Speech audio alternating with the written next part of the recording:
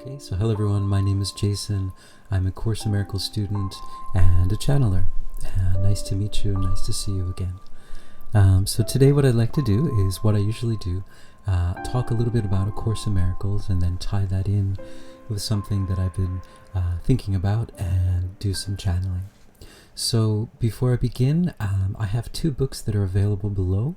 One is about dragons and the other one is a singing guide taught by the Hathors, a mermaid, and a being from Alpha Centauri. So let's begin. Also, if you're interested in joining one of the live sessions, I will send out the details in the mailing list. So if you join the mailing list, you'll get that information. And yeah, so let's begin. So first, lesson 193, which is what I was on yesterday. All things are lessons God would have me learn. Forgive and you will see this differently. So, and I will forgive and this will disappear. So that everything that happens is a lesson. And this brings me to lesson 25, which I have on my wall. And lesson 25 says, I do not know what anything is for. And then there's a little juicy bit from it. And it says, everything is for your own best interests. That is what it is for. That is its purpose. That is what it means. It is in recognizing this that your goals become unified. It is in recognizing this that what you see is given meaning. So there you go. All things are lessons God would have me learn. And the lesson is to forgive. Yeah. So I wanted to talk about this. So my favorite writer, or one of my favorite writers, his name is Neil Gaiman. And I was introduced to him when I was in high school. Like a lot of my friends were really into comics.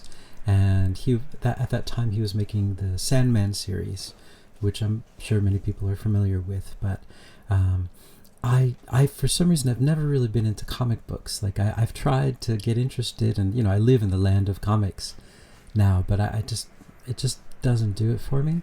For me, like my eyes are moving too much around the screen or around the page.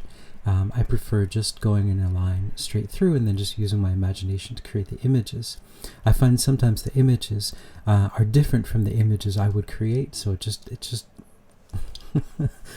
yeah, it's not for me. This is not to say anything against it. It's just everyone has their own preferences, and that's not mine. But anyway, so I was introduced to him at that time, and I kind of liked the world that was being created there, but I just wasn't into the comics. And but as I got a little bit older, I started reading a lot of his books and his novels, and they're amazing. They're so beautifully written. And also, what's really wonderful about him and a few other writers that I like, Murakami Haruki is also similar. Haruki Murakami. It's reversed here. But the ideas that they're writing, when you're reading their writing, you get so engrossed in the story that you forget that you're reading. So for me, whenever I'm reading one of their books and trying to figure out, well, how are they making this world? How are they creating this? Every time I try to get into it, I just find that I'm already in the story, and I can't analyze it. No matter how hard I try to analyze it, it's magic. It just magically takes me to this place, and I can't look into it. And so I love art like that. That's just, it's magic. It has something that you can't even, you could analyze it, right, on a line-to-line basis, but just something about it is so beautiful that the analysis just goes out the window and you just get into that world. And that is the analysis, I think. That is the point. And so Neil Gaiman came out with a book of short stories about, I think it was a few years ago.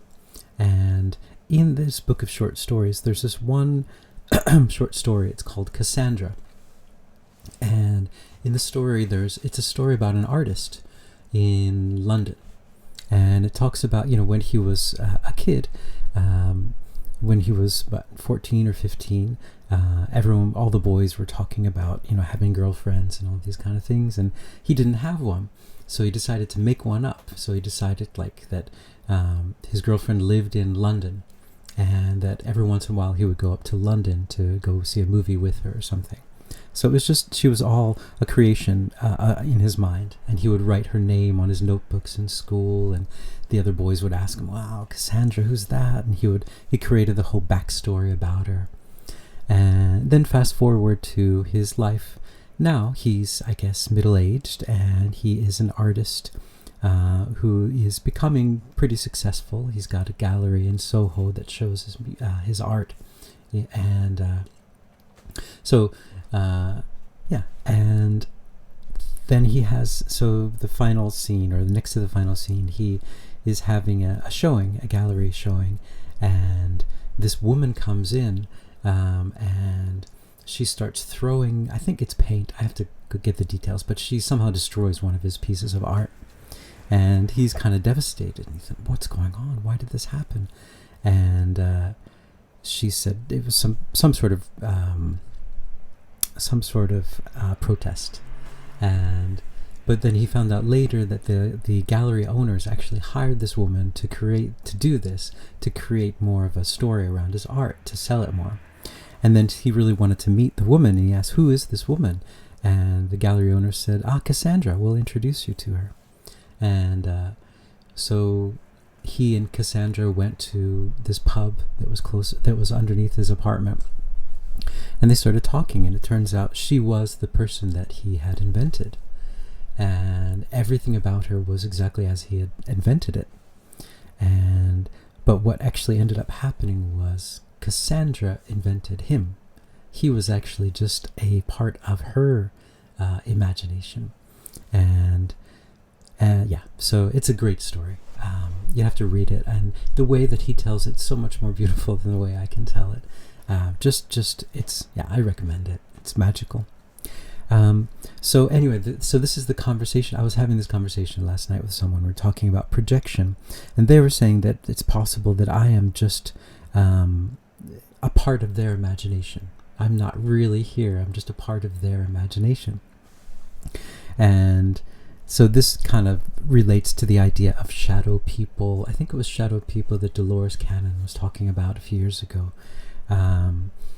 Shadow people, I forget the name for it, or background people, something like that, where you're having your life and there are only a few people that are actually really there, and everyone else is it's just like extras in a movie. They're just playing this part. And so this is the question I wanted to kind of talk about, is projection, right? So we are all according to the Course of Miracles, we are projecting everything out. Everything that we see is a projection of our hearts, of our of our spirit. We're trying to see who we are. So everything we see is a part of our imagination. And if that's the case, then are we part of someone else's imagination? And then how does that work? If I'm creating my projection and they're creating their projection, are we sharing projections? Or, right? It's mind-boggling. What does it all mean? So I'd like to just channel and see if they could clear that up for us.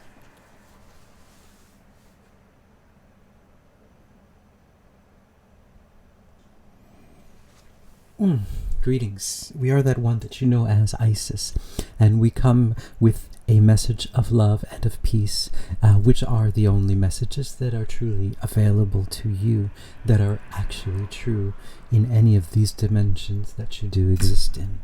And what we'd like to say to all of you today about this question about your projections and about sharing your projections is that, yes, it's all true. You are part of other projections, and you are creating your projection as well. Your minds cannot really perceive of this idea. You perceive it more as this being had said, as an extra in a film, but it is a lot more complex than an extra in a film. What it is the idea of sharing a bit of your essence into someone else's projection in order to create what they want it to create. Before you come here, you decide on what you want to create. You have these ideas, you have a whole plan of this life with all of your exit points and entry points and all kinds of different points that you need. And you also enlist the help of other people to play different roles for you.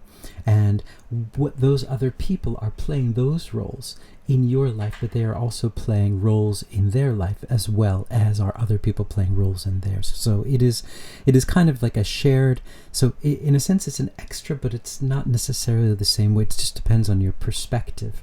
But yes, the projection that you project out has other characters who are in their own projections, but they are making, another word you might say is cameo appearances, to provide you with experiences that you would like to have. So yes, we would say it is a shared experience, but not in the sense that you understand shared experiences. You are sharing a bit of your essence. So at times it might seem like that person is not really there or is a part of your imagination, but that is what we might say the limits of your human brains to understand this. That a part of your imagination is as real as everything that you see. In fact, a part of your imagination is more real than anything that you see in your life. And so this is the point that we get to in these kind of questions, these kind of conversations, is that your concept of your imagination is flipped, you might say. Your imagination is your creative power. Your imagination is what is creating these projections. So if something is in your imagination, it is more real than anything you see outside of you. And that is our answer to you. All right. I hope you guys are not even more confused, which I think I am. And then the last thing I'd like to do is this pocket of peace. Pockets of peace. If you haven't seen the previous Pockets of Peace videos, what a pocket of peace is, this was inspired by a channeled book about Sanat Kumara, which I will include the book below.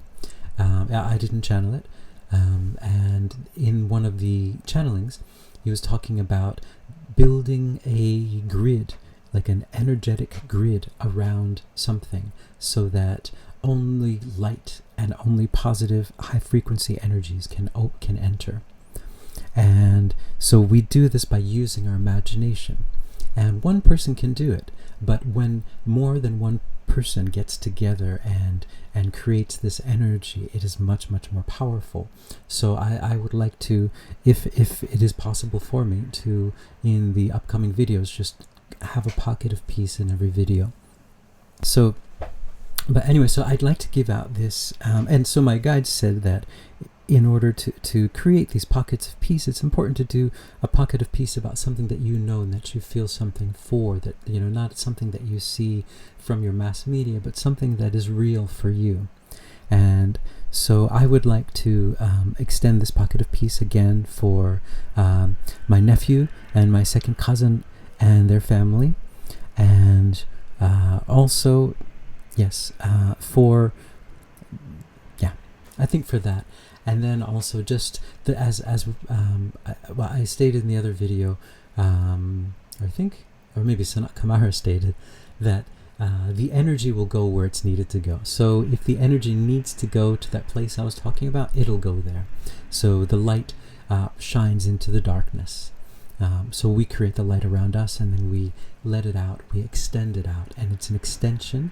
So in the Course in Miracles idea, you can either project or you can extend. Projection is your ego.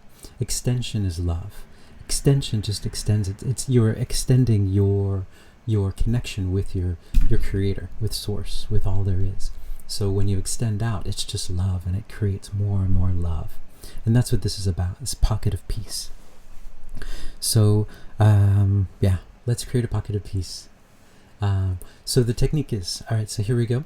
I'd like you guys just to close your eyes and to first imagine this energy around you, this golden white energy of love that's just surrounding you and making you feel at peace. Just like when you're in a difficult situation and someone puts their hand on your shoulder, gives you a hug, and you just feel like, oh, everything's going to be okay. Everything's going to work out. So that's what I'd like you to do. Just wrap yourself with that golden light and feel that feeling. You know, it's going to work out. Everything's going to be okay. Feel that energy around you. Oh yeah, I can really feel it already. So it surrounds you. Feel that energy. Here you go. You can have some of mine. Take that energy. Feel it surrounding you, and then extend it out. Extend it out to the places you feel that are necessary. Anywhere that you feel that this energy is needed. So it could be your house. It could be your neighborhood. It could be a friend. It could be a lover. Whoever it is, just extend that energy out and feel that energy is just extending out, and see the light just surrounding everything. It helps sometimes to think about the people in that neighborhood, for example, just kind of looking up and saying, wow, I feel really good right now. I don't know what just happened. Or a breeze that kind of sweeps through that just helps everyone to let go of all of these things that they're holding on to, and just let that energy extend out. Let it extend, and then there, increase it by 1,000. Let the energy extend out. Oh, feel that energy. Yeah, there it is. Out, and then more. Extend it by 1,000,000, and then 1,000,000,000, and then just keep extending it out, further and further and further. You are creating a pocket of peace. You're creating a pocket of peace. Feel that energy.